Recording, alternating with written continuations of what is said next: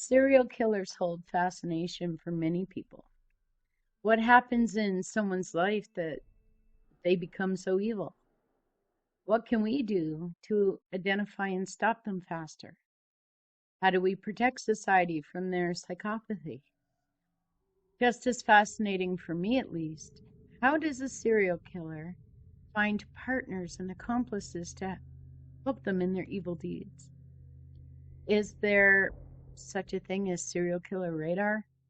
You just wake up one day and decide today's the day you're going to ask this other person to help you out with your bloodlust? From Carla Homolka and Paul Bernardo to the Wests to today's couple, how does that happen? Today we're traveling to Los Angeles, California to meet a pair of serial killers known as the Sunset Strip Killers. Their real names are Carol Bundy and Doug Clark. You could not find two more mundane names for two more average, on the surface of it, people. And yet underneath the pair were evil, taking at least 7 lives, but likely many, many more. Let's begin with Carol. She was born Carol Mary Peters in 1942. Her parents were alcoholics and reportedly abusive. Her father in particular, well, he began sexually abusing Bundy after her mother died, while she was still a young girl. He then found a new wife and shipped Bundy off to foster homes. She ended up marrying a 56-year-old man when she was just 17. She had 3 marriages altogether before meeting Doug Clark. She was in the middle of stalking a lover of hers, Jack Murray, when she met Clark at a bar that Murray was playing at. They would soon move in together. And by soon, I mean pretty much the same day they met. It wasn't over for Jack, though. We'll get back to him. She was convicted of only 2 murders, but you'll soon see that she was, in fact, a serial killer. Now to Doug Clark. He was born in 1948, the middle of 5 children. He was a military brat who led a very privileged life. His childhood was as opposite to Bundy's as ice is to magma. Yet things were not well with Clark. While still a teen, away at an elite school, he recorded his sexual encounters with girls without their knowledge and started to develop some very, very dark fantasies that included rape, murder, mutilation, necrophilia. This couple are at polar ends of the nature versus nurture discussion as far as psychopaths go. Other issues began popping up as well. He made violent threats against co-workers at a soap factory in Burbank. In those years, he was also spending most of his time in bars looking for older women to swindle or leech off of. It was in one of those bars, Little Nashville, that he met Bundy. It was Christmas Day, 1979, and like I said, they moved in together that very night. So now the two have met and they've moved in together, and things get very concerning very quickly. Clark brings home sex workers frequently to have threesomes. They have a very intense sort of sadomasochistic relationship, and they are all in when it comes to helping one another fulfill their very dark fantasies. They start with an 11-year-old neighbor. Bundy helped Clark lure the girl into their apartment so they could take pornographic pictures with the child and abuse her. Clark starts talking about his murder fantasies and gets Bundy to buy him a pair of pistols. The first killings might have been a pair of women, known as the Valencia Jane Does, who were found January 26, 1980, around 1 p.m. Their partial remains were found in a riverbed north of Magic Mountain Parkway near the Valencia treatment plant. Then there was Marnette Carey Comer, last seen June 1st and discovered in a near mummified state off a freeway in the San Fernando Valley near Silmar on June 30th, 1980. She was found there by some snake hunters and had been dead for at least 3 weeks. When Marnette was found, police received a call from a woman who claimed she knew the killer. They identified her as Bundy, a nurse at Valley Medical Center. She gave police a lot of information about her background at that point, but she didn't reveal Clark as the killer or her involvement in the killing either, just to point that out. Only 10 days after Marnette went missing, two stepsisters, Gina Narano, 15, and Cynthia Lee Chandler, 16, vanished from their Huntington Beach neighborhood, or the Huntington Beach area. They were headed there that morning to meet up with some friends. They were found the next day next to the Ventura Highway near Griffith Park. They had been shot in the head. Clark apparently committed this one alone, and after the killing, he performed necrophilia on both of them in a garage. Bundy actually called police about this killing as well, but she gave them no clues about who the killer was. This was her first call to police because Marnette had still not been found. At first, investigators thought the girls had been killed by the Hillside Strangler. There were so many serial killers operating in this same area at the same time that it's almost unbelievable. He was on the loose at the time the Hillside Strangler was. Within 12 days, though, Clark killed two more women, Karen Lee Jones, who was 24, and Exie LaFaye Wilson, who was 20, and they were both sex workers. They worked together. They were friends.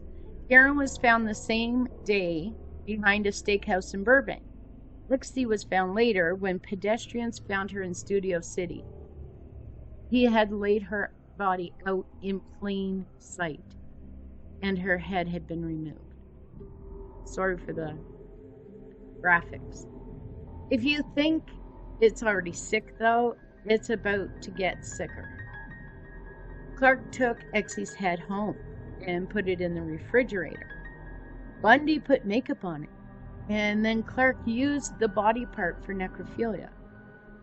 Bundy would say later, "We had a lot of fun with her. I was making her up like a Barbie."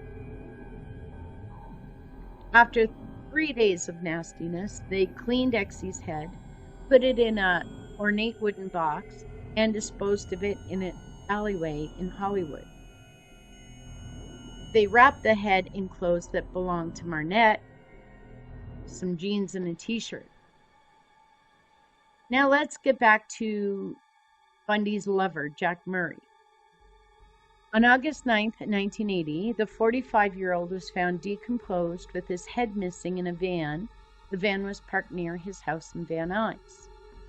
He'd been stabbed in the chest and his head was never found. Just 2 days later, August 11th, Bundy confessed to shooting him. She had actually confessed to her coworkers, who called the police. I mean, what did she expect them to do? He had been in that van in the California sun for 5 days before he was found, and it was just an awful scene. She killed him, she said, because she had confessed to him the Sunset Strip killer. She probably didn't tell him about her involvement in all of this, but she didn't want him going to authorities, and so she shot and stabbed him. She took his head to try to prevent the bullets from being traced to her. She was arrested that same day that she confessed at her home in Burbank. And they would also get Clark the same day. When they searched Bundy and Clark's home, they found panties from some of the victims. Those were kept as trophies. And they also found those highly illegal pictures of the 11-year-old girl. They found one of the pistols in the boiler room, and tests would connect that firearm to 5 of the Sunset Strip victims. And now the other Jane Does that Clark and Bundy are suspected of murdering. Please pay close attention to their descriptions. And if you have any information that could help identify these women, please come forward. If you have a female family member that went missing in 1980, and they could have been in California, please also reach out. Often vulnerable women, and particularly sex workers, start out in one state and end up in a different one. It's the nature of human trafficking. So these women might have come from anywhere. To demonstrate the point, XC and Karen were both from Little Rock, Arkansas. The Marnette was a runaway from Sacramento. Newhall Jane Doe is also known as Jane Doe 18. She was discovered in Newhall, California on August 26, 1980 by a maintenance worker. She was located near a pair of water towers. She died of a single gunshot wound. Bundy told authorities that Clark killed this girl and that she had been a sex worker somewhere in Hollywood. Here is her forensic facial reconstruction. She was 15 to 20 years old and 5'4" to 5'8". She had medium length, blonde to brown hair and pierced ears. She was white and she had 4 dental fillings. She was found with a red zip-up sweatshirt and a 3/4 loop earring. For her, you can contact the LA County Sheriff, and her name as case number is 4370. Malibu Jane Doe is also known as Jane Doe 99. She was killed at the end of July 1980. She was partially mummified when she was found by a passerby in the Tuna Canyon area of Malibu. She was 22 to 32 years old and stood 5'3". She had blonde hair and was white. She would be found with a black knit tank top, a long satin purple skirt, and pantyhose. She had a yellow metal chain on her left ankle, a yellow metal earring with 3 sectional designs, and a yellow metal band with a scarab design and a green stone with her. She was found near 22,000 Saddle Peak Road. For her, you can contact the California Department of Justice, and her name as case number is 4369. Jane Doe 28 was found in Green Valley, California on March 2nd, 1981, along the Artesian Spring Road. She was likely killed near the end of July 1980. Both Clark and Bundy are likely responsible for her abduction and murder. She was likely dumped in Green Valley but picked up from Hollywood. She was 16 to 25 years old and about 5'3". She was white with a high forehead, a slight build, and a small boned frame. Her lower right side molar was missing, along with an upper left side molar. She had a slight overbite. She may have been wearing a maroon sweater dress and a white bolero jacket. There may have been little red hearts, or it might have been little red flowers on the dress, and she may have been wearing white cowboy boots. Clark and Bundy would describe her clothing, which were not found with her remains. Her name may have been Kathy, and for her, you can contact the LA County Sheriff, number below, and her name as case number is UP4348. Bundy pleaded guilty to the murder of Murray and to the murder of the Green Valley Jane Doe. Though she was never charged, she would describe the sounds and the smells at most of the other killings, indicating that she was there and likely, very likely, participated more directly than she ever let on. She was sentenced to 52 years to life in 1983. She died of heart failure in prison in 2003, age 61. Clark was sentenced to death, but the death penalty in California, well, it's just been a mess. It was suspended for some time after a U.S. Supreme Court judgment, and then while California was examining its method of lethal injection, and then an indefinite moratorium was put on the death penalty in 2019 by the governor. So, Clark, instead of being put to death, died of natural causes on death row in October 2023. He was 75. Plenty of writers and journalists would turn Bundy into a meek and submissive female in all of this. But years afterwards, she would joke about how challenging it was to put lipstick on a refrigerated head. She would tell police that shooting someone is really fun to do, and she killed and decapitated Jack Murray all by herself. What she was a pathological liar, a manipulator, and a sociopath who found in Clark a kindred spirit she could experience her darkness with. Thank you for listening. If you're enjoying these videos and want more, don't forget to subscribe and turn on your notifications so that you don't miss any videos. Thank you for watching. We really appreciate it.